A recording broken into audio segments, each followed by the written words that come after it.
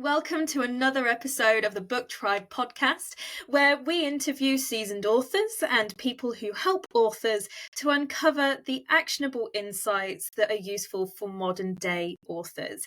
And today we're speaking with Jennae Cecelia, a self-published poet and author, about how authors can navigate the self-publishing process. Welcome, Jennae. Hi, thank you so much for having me.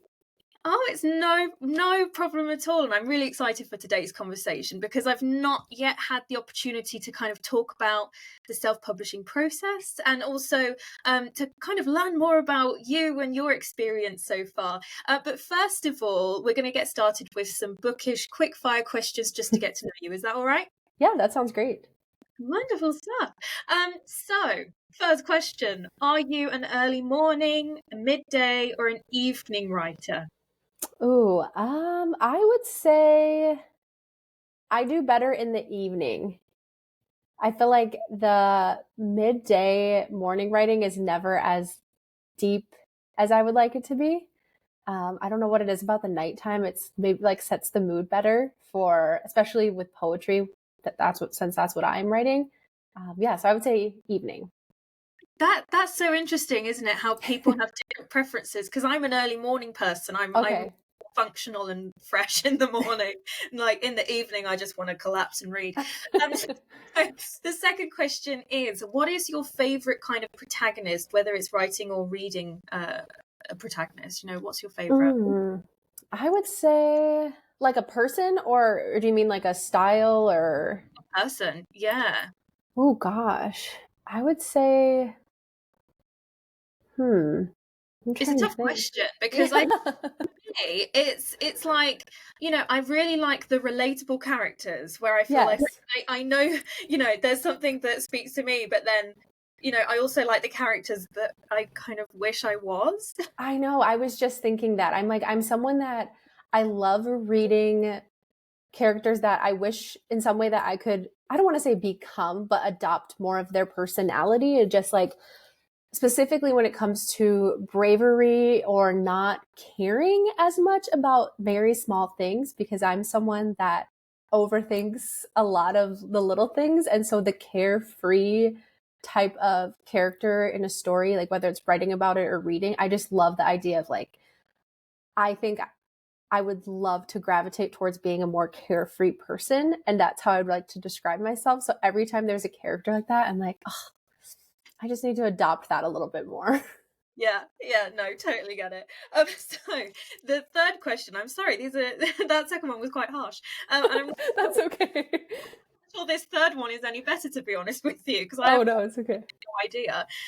But if you could have any fictional creature as a companion, who Ooh. would it be, or what would it be? Hmm. My mind immediately went to like mermaid. I don't know why. Like I just think it would be really cool to have like a mermaid friend. I think like that would be awesome. Yeah, mermaid is my answer, I guess. I love it. I love it. I honestly don't even know what my answer is. My mind just immediately went mermaid. I don't know why. Which is honestly kind of weird because I do not like the ocean, so I don't know how we would be friends, but maybe just, I hang just out on the beach and she's out in the water and the shallows. yeah. Thank you so much, Jennae. Of It's course. those are just, you know, some things to get to know you, and I think we did that reasonably Yes. well. So let's get into the questions for today. Which the first being, can you tell us more about your journey? What were perhaps some of those trials that you kind of had to overcome in that process, just to kind of help our readers understand a bit more about you? Yeah. So I started my journey 8 years ago. I self-published my very first book. It was called Bright Minds, Empty Souls. And it was a 216 page poetry book. I put it out there with really no experience, no idea what I was doing. I just, at the time, had heard of this platform called Create Space and how you could upload your book and your files and all of these things. And you would have a published book out into the world. I did that. And of course, not having a following, not having built up any marketing experience. It didn't sell at all. No surprise. And then I spent that summer really trying to figure out marketing and strategy and using social media and what type of books weren't out there, or what type of topics and themes for poetry weren't being talked about a lot. And so I realized that there wasn't a ton of inspirational poetry. So I spent the summer writing an inspirational poetry book called Uncaged Wallflower. And the other thing that I did was I noticed there wasn't a lot of books priced at a lower price range. So I wanted to just get my name out there and build up credibility. So I decided to list it at just $5.50. And that is what really worked for me. I released it in October of 2016. And that first month, it went to #1 in multiple categories on Amazon. I want to say it sold like 400 copies within the first couple of weeks, just stuff I was not used to. My first book had only sold like 6 copies. And so from there, I just was realizing, okay, this is legitimate. This is not just, a hobby now. This is something I could potentially build a career off of. And at the time I was 22, a full-time college student, and trying to figure out where I was going to go after college and what that would look like. So ultimately, this just opened up a door for me to be able to really think about taking being an author seriously. And from there, I've self-published all of my books. I now have 13 books, and it's just been such a fun journey to experience. Sounds it. And what was the time frame of this? So from kind of, I'd suppose, the writing of the first book, and then, how does that kind of lay out on a timeline? Yeah, so my first book was basically a compilation of stuff that I had written over a lot of years, which I feel like is for a lot of people, especially in poetry, that's kind of what you do, is you gather everything you've ever written and just put it in a book. And then, so that was, over a year. I put it out in April of 2016. I wrote my other one that I said, Uncaged Wallflower, that hit #1 within a couple of months. It was just a short book. It was only 80 pages. And again, with poetry, it's a little bit different than a novel. And then from there, by a year later from my first release, I had 3 books out and was seeing a lot of success from those 3. And I realized my strategy was, the more you can put out in a short amount of time, the better, because people were eager to buy more. And so I had more for them to go back and read. So basically, I started at, 3 books, and then I would try to do 2 a year. And then now I'm to the point where I do about 1 book per year.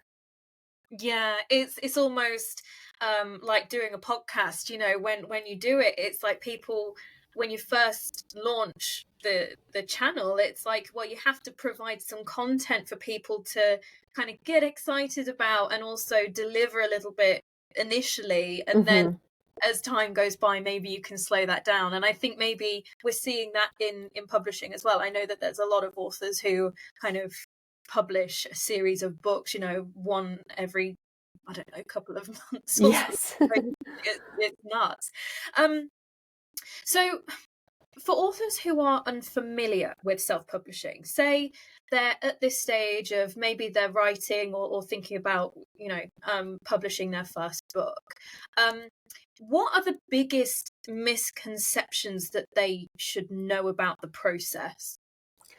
I think the biggest one with self-publishing is, a lot of people think it's not legitimate, or you're not a legitimate author if you self-publish, because you didn't have to go through the publishing critique that there is. You could put out something and no one's going to tell you, no, this doesn't look okay, because ultimately you can upload it and make that decision for yourself. So I think they are viewing it as, other authors, readers are not going to think this is a credible piece of work.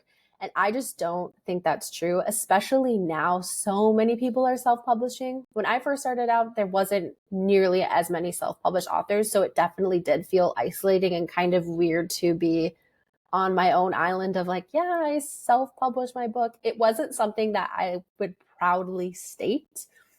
But now I'm just like, yeah, I self-published all of my books. And I honestly feel like I I'm very proud of myself for doing that, because it is a lot of work to do everything by yourself there and not have a team supporting you or people giving you opinions and advice. It is very hard to do it all on your own.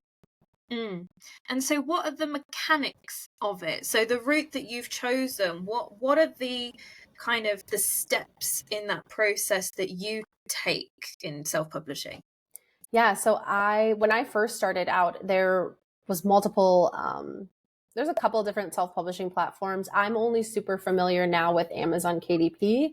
At the time when I started, there was CreateSpace, which then was bought out by Amazon. There was Ingram Sparks. I don't know a ton about Ingram Sparks because I just never really went down that path. And I think at the time, I want to say Ingram Sparks, what set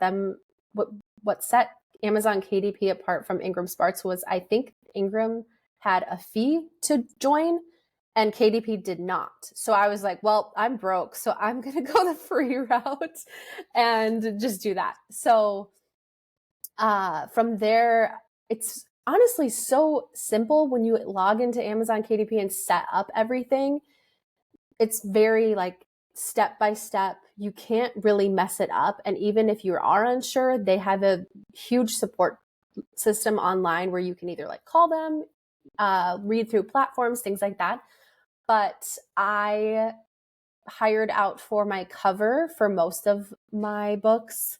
I recently have started doing my own, but so that was one thing I had to outsource on my own. Editing, you have to outsource, but otherwise in KDP, you just pretty much upload everything and then they publish it out for you. And then once it's on Amazon, they print it for you. So there's never just a stack of books in your house that you are having to then ship off to people. Yeah, and I was speaking to someone yesterday, and they mentioned pre-ordering, and it hadn't occurred to me before that pre-ordering was something that people, that we needed to talk about. But actually, when it comes to publishing your own books, maybe that's a decision as well, isn't it? To whether you add a pre-order or if you just publish when it's ready. Where do you stand on that?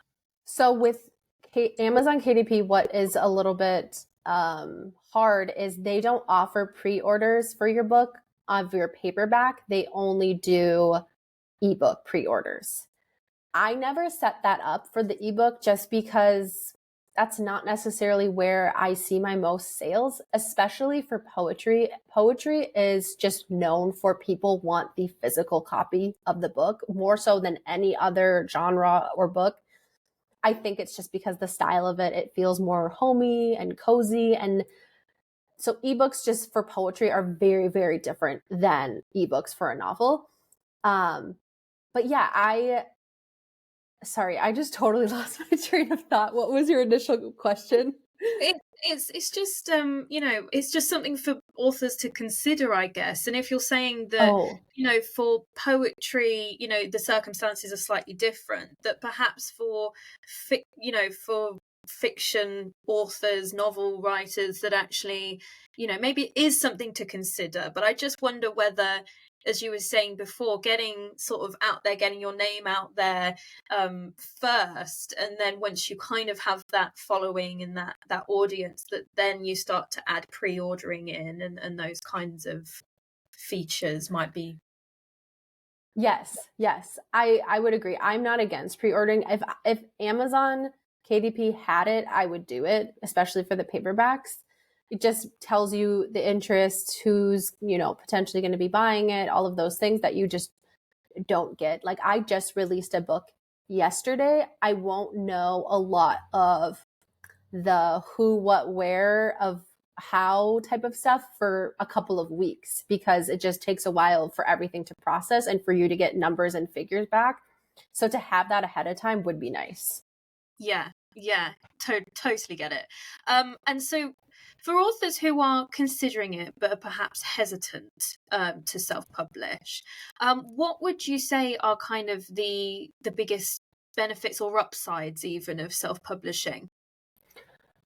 For me personally, what I have found is that with self-publishing, I don't want to say you can make more, excuse me, I don't want to say you can make more money self-publishing, but you will make more money per book sale. if that makes sense. So you get, I mean, when you're not traditionally publishing, there's nobody you're having to pay. So all of the money is going to you outside of the fees that Amazon or whoever you self-publish through collects in order to print and distribute it. Everything else goes to you. So for an example I give authors a lot that are considering self-publishing is, if you are going to list your book, let's just say it's going to be what I did, $5.50, and you're self-publishing it, you'll probably get roughly around a little less than $2 per book. With traditional publishing, that same book, same size, everything, likely you're going to probably price it at between $15 and $20. You're going to see pretty much the same number. You're going to get about $1, honestly, a little bit less, probably like closer to $1 than closer to $2. But the biggest difference is your book is priced extremely different. A $5 book versus a $15 book is a big difference. And that is probably where I think authors kind of get confused, because they're sold in this idea of traditional publishing that, you know, their book has the capability of being in bookstores and it has the capability of reaching a larger audience. And that is all true. So I don't want to say that you can't make more money in traditional publishing versus self-publishing. It really just depends on where your sales end up. Yeah, and as you say, it's that trade-off of control as well over the process and the marketing and those kinds of things. And we've spoken about platforms, so I'm not going to ask you about that now. But the journey of self-publishing, could you kind of perhaps tell us about things that authors need to kind of consider as a part of their journey as a self-publishing author? Mm-hmm. I always say with self-publishing, you need to be in it for the long haul. This is not like a short-term, quick, immediate, you see results, because even, let's just put it as simple as getting paid. I don't think a lot of authors realize it's very delayed to get paid as an author. So if you put out a book in January, you don't see the money from that till March. And that's kind of how it works. And so I think a lot of authors, self-published authors, are just not prepared for how lengthy and how much time everything takes. I also think self-published authors aren't prepared for how isolating it can feel, because you are doing everything on your own. And either you're going to love that or hate that. And for me, I love it because I love having the control and being able to pick out everything. And sure, I ask people for advice, but at the end of the day, I am the last call and I get to decide, versus a traditional publisher. I will say though, if you are unsure about which route to go, I would always, always, always recommend self-publishing first and then going into the traditional publishing world later. I think just having a little bit of experience in the self-publishing world will do you so much good in understanding how to have or how to advocate for yourself with the control aspect of your book. If you go straight into traditional publishing, that's a lot of times where I see authors being taken advantage of, because you just don't know what you don't know. So you come with a lot of experience for self-publishing to then traditional publishing. Yeah, and I think that's incredibly valuable, is to say, you know, self-publishing isn't almost an exercise and a knowledge gathering and a research and an experience building, and I'd hope to say confidence building as well. But we also know that with some of these environments now, like social media, Goodreads, that actually there can also be some kind of negativity to some of those interactions. How might you suggest authors kind of manage the sometimes those negative interactions that they might experience as a result? Like, you mean once they publish their book or prior to? Once they've published, yeah. Yeah, it's hard. You kind of have to grow really thick skin. I hate to say that because it's unfortunate that there are people out there that will definitely want to tear you down. But there's also people out there that really want to lift you up.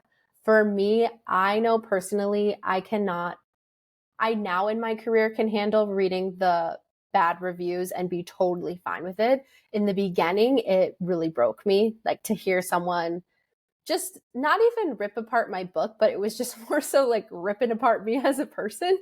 Like I was like, this doesn't even have anything to do with the book anymore, but okay. And where I find that happens the most often is Goodreads, because on Goodreads, you don't have to have any sort, like anybody can leave a review even if you hadn't purchased the book.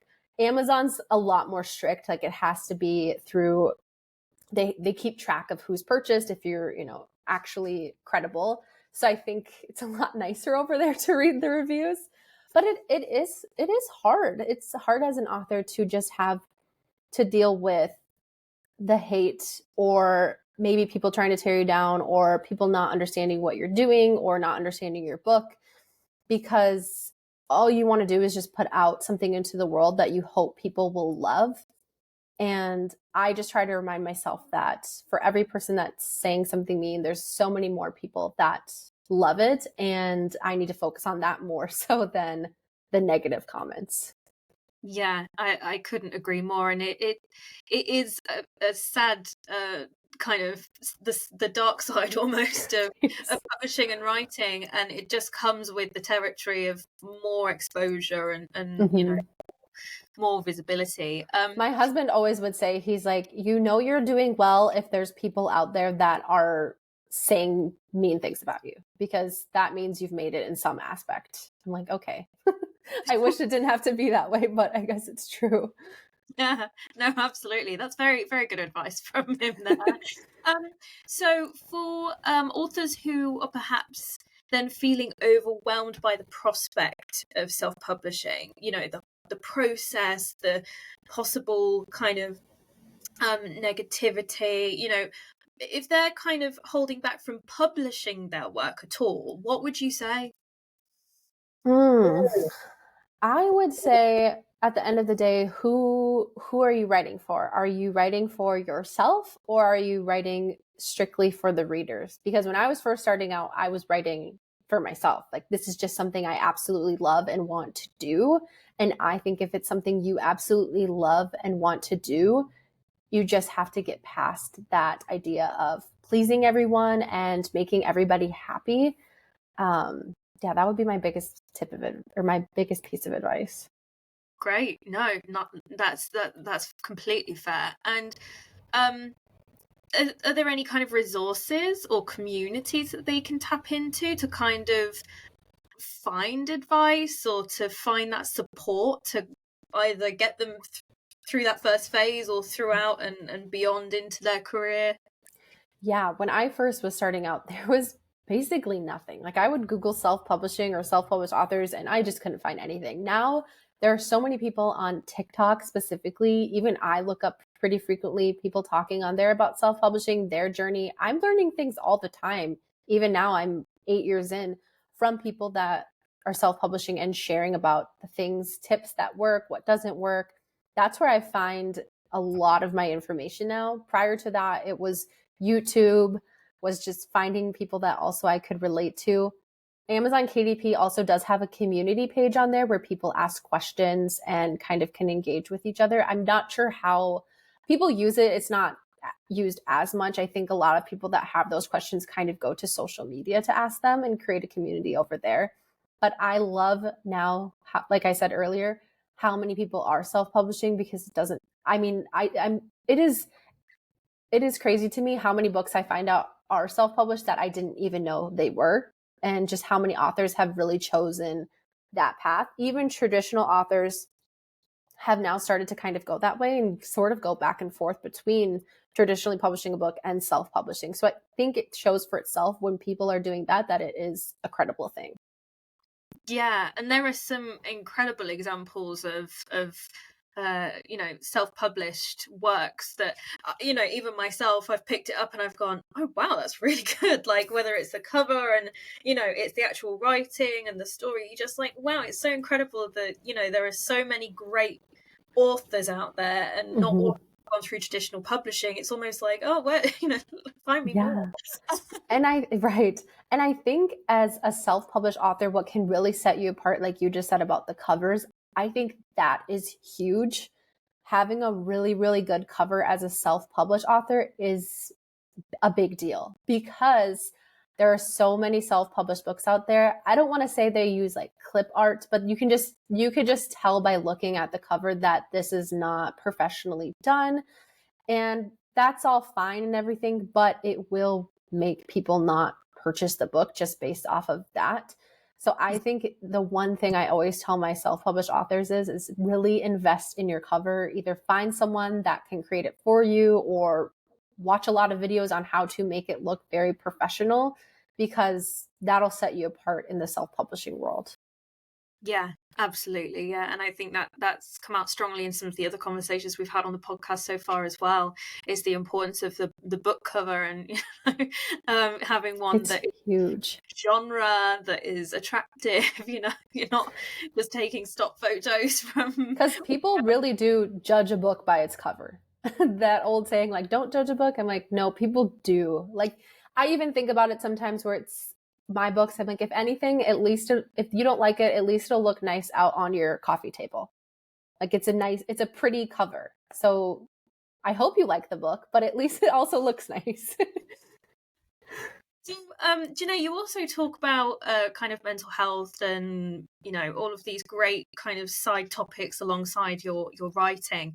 For someone who is perhaps going through the process of publishing, marketing their book, what would your advice be on sort of the mental health side of kind of being an author? What tips might you have for people about managing their own mental health? Yeah, being an author, and specifically being a self-published author, it is a balancing act of taking care of yourself and obviously showing up and doing the work. For me specifically, when I find my mental health is at its worst is right around release time, because the couple months leading up to it, I was just talking about this yesterday with another author. It is this buildup and excitement, and you're up late every night, and you aren't taking care of yourself because you're up late every night. So eating food is like the last thought, and you're just trying to remember to do little tasks throughout the day.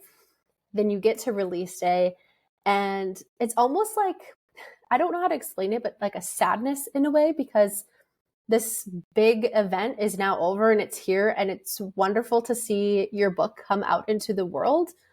But all of this last few months, or however long, of just like not taking care of yourself, not going to bed on time, not eating the right foods, fully, like, you feel it. Like, now that all of that weight is off your shoulders, you feel the effects of what has been happening during a book release. And that is the time where I'm like, okay, I need to now reestablish what like a healthy routine looks like for me as an author after a release. Like, I need to make sure I am not on my phone constantly. I'm going to bed at a good time. I'm remembering to eat. I'm remembering to get outside and get sun. That is the biggest thing, is like getting outside, and getting the sun is huge for me. And as authors, we're at our computers a lot, writing, typing away, and you could be up at all hours doing this. So I'm just trying to, I still to this day, I don't have the perfect routine or perfect answer. It's a battle all the time to just figure out how to maintain my career as an author, but also have a healthy balance, that I'm not feeling anxious or depressed or just not happy with what's going on in my life. Yeah, and as you say, I think upon that release of a book which someone's worked so hard for, I think everyone wants to kind of see their book just fly off the shelves or off Amazon, and I think sometimes it's the same with launching a business or something like that. You work so hard for that moment, and you have big dreams of it working really well straight from the get-go, but then if it doesn't live up to expectation, it can fall very, very flat. Yes. So yeah, it's kind of rebuilding after that, or even just don't look at your phone. Just leave Yes. it for a week. Yes. I was telling some other authors this, just not spending all day looking at the Amazon rankings. Because like there was times where I'm like looking at that, like people probably look at the stock market or something. Like I'm just like, where's my book ranking? How is it doing? Because there's really no other validation for you at that point, because people haven't really got the books in their hand yet enough to read it, to give their opinion. So all you're going off of is just these numbers you're seeing. And again, it's just you at home. There's no big party. Like obviously some authors have parties, but there's no big party happening. It's just release day. I don't feel like people realize how underwhelming it is. It's so exciting for you, but also yesterday I'm just at home in my pajamas and my book came out, and I don't know, it's just such a weird experience until you experience it. And even if your book does well or doesn't do well, it's kind of feels the same those first few days. Yeah. And do you think that kind of, maybe not with a first book, but as an author kind of publishes and releases more work, that actually building a community of readers that kind of, you know, are loyal to them and are enthusiastic about their work is an important piece of this? That is huge. And I feel like people don't realize you don't need as many people in your corner as you think. I was just having this discussion with my husband. He always brings up this topic about how you only need 1,000 true fans. And obviously 1,000 is a big number, but also it's not at the same time. And 1,000 true fans can set you up for so much more success than having 100,000 people who are kind of like, I'll follow you and like your stuff, but I'm never going to be buying into what you're putting out there. And that's kind of where I'm at now in my career. It's nice to have 130,000 or whatever followers on Instagram, but from those people, I really want to build a community of readers that is invested in what I'm putting out there, wants to purchase what I put out there, gives feedback on what I put out there. That is more so where I think a lot of people's focus should be, versus, oh, I need to just have so many followers. Because followers are great at the end of the day, but if they're not purchasing your book, it's not getting you what your ultimate goal is, which is to sell your books and be a successful author. Essentially, followers does not always equal readers. No, not at all. And you could argue, because there's stuff that I post that people repost, and it's like, oh, well, if they repost it, maybe it's, and all very true. But at the end of the day, having hundreds of thousands of followers doesn't mean that you're going to sell that many books. And I think that's where people get confused and almost let down, because when they do talk about their book to a bigger audience, even if it's 10,000 people, their immediate thought is, okay, 10,000 people will likely buy this. And I'm like, no. A very small fraction probably will. Yeah, precisely. And so when it comes to kind of, I just wanted to go back a little bit to when we were talking about kind of managing the mental health throughout the process. Are there any things that have worked for you? I know that we said that finding a kind of a structure isn't always not possible, but isn't always as easy as it sounds. But are there some things that have worked for you that you think might work for others? As far as, like you said, having a structure? Yeah, just like I just mean that I know for myself, managing kind of the mental health and such a busy work life, that actually, weekly yoga is enough to kind of take me out of that setting. But I don't know whether there are things that you've done that have helped you as a self-published author, being at home quite a lot perhaps, and that have helped you get through those. Yeah, I would say I love getting out and going to coffee shops, because I'm out and around other people, or going to co-working spaces. I don't know other places in the world, but here in the US, that's a big thing, co-working spaces. That's also very nice, because again, you're just around human energy. And I sometimes need that human energy to be inspired to write, because me just sitting here and it's like, oh, I'm sitting in the same spot, staring at the same walls. It's just not inspiring a lot of days. Getting out and getting on walks, I try to do that. And mostly I try to do silent walks, so not listening to anything, because if I'm listening to something, it takes away from my creative brain, because my brain is just focused on whatever I'm listening to. That's really, really helped me. Those two things for sure. Just getting out of the house and going to being amongst other people, even if I'm not talking to people, just I'm around that energy, and then getting out and going on those walks has been big. Yeah, and for people who are kind of, because I think what is likely with self-published authors is that they have a job of some description as well, or some kind of responsibility, whether that's kids or caring, whatever that is. Mm-hmm. How might you suggest that they kind of balance the busy responsibilities of day-to-day life and also wanting to write and publish a book? Mm-hmm. I would just have grace with yourself. When I was writing my first books, I was a full-time college student and a full-time nanny. So I truly did not have any time. I don't know where I even found the time, but I would just try to carve out at least an hour every day, whether it was early in the morning or later at night, to just put some thought process down of my book, whether it's writing something for it or just kind of figuring out like, okay, what am I going to do about the cover? What am I going to do about who do I need to connect to, or things like that. And just allowing yourself the timeline that you need in order to get your book out there. I wouldn't put so much pressure on, if I have this idea to write a book and I'm writing it, it needs to be out in 6 months. Just go with whatever time you have, because I was not a full-time author in the beginning few years of my career. And so it was a lot of late nights of writing and early mornings of writing, and just being okay with that, and knowing that I'm not always going to be able to write and put all of my attention into this in the beginning. Yeah, no, I think that's great advice. And actually, I think the whole kind of through this discussion that we've had, I think it's just kind of what works for you at whatever time is Mm-hmm.